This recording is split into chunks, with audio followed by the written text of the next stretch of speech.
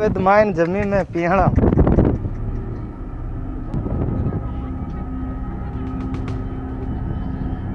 मोर में कोई मैं मोर में कोड़ू की फेलिंग कोई आउट होगी वो बात मोर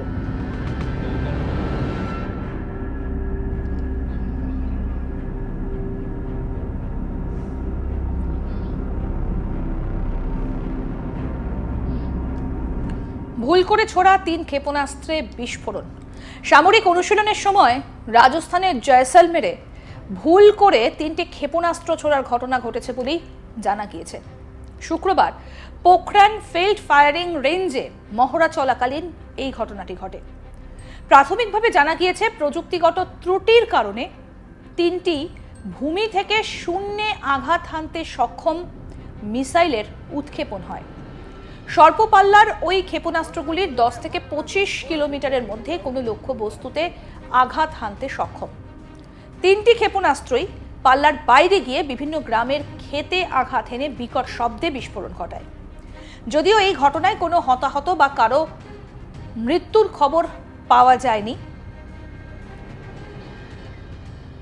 নাচনার ডিএসপি কৈলাস বিষয় ঘটনার সত্যতা স্বীকার করে বলেন, আজাসার গ্রামের একটি ক্ষেতে একটি ক্ষেপণাস্ত্র পাওয়া গিয়েছে।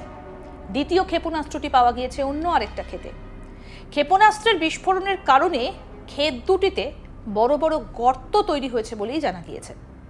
এই ঘটনা প্রসঙ্গে প্রতিরক্ষা মুখপাত্র লেফটেন্যান্ট কর্নেল অমিতাভ শর্মা জানিয়েছেন, সামরিক মহড়ার সময় প্রযুক্তিগত ত্রুটির কারণে ক্ষেপণাস্ত্রগুলির উৎক্ষেপণ হয়েছিল। এই ঘটনার ইতিমধ্যেই তদন্ত শুরু হয়েছে বলে জানতে পারা গিয়েছে।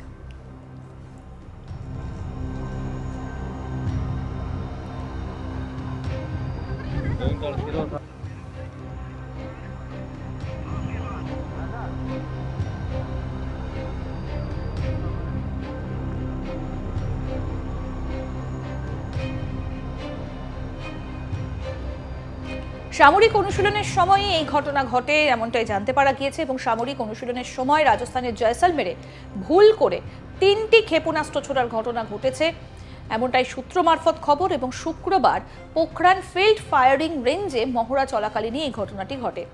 প্রাথমিকভাবে সূত্র মারফত যে খবর পাওয়া গিয়েছে তা হলো যে প্রযুক্তিগত ত্রুটির কারণে 3টি ভূমি থেকে শূন্যে আঘাত হানতে সক্ষম এমন মিসাইলের উৎক্ষেপণ করা হয়েছিল। স্বল্প পাল্লার ওই ক্ষেপণাস্ত্রগুলির 10 থেকে 25 কিলোমিটারের মধ্যে কোনো লক্ষ্যবস্তুতে আঘাত হানতে সক্ষম। 3টি ক্ষেপণাস্ত্রই পাল্লার বাইরে গিয়ে বিভিন্ন গ্রামের ক্ষেতে আঘাত হেনে বিকট শব্দে বিস্ফোরণ ঘটায়। যদিও এই ঘটনায় হতাহতের কোনো খবর পাওয়া যায়নি।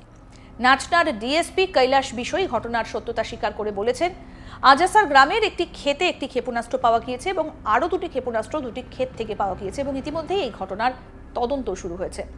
এরপর এই বিষয়ে আরও আপডেট, আরও বিস্তারিত তথ্য যদি আপনারা জানতে চান তাহলে অবশ্যই ভিডিওটা লাইক করুন, শেয়ার করুন, কমেন্ট করুন।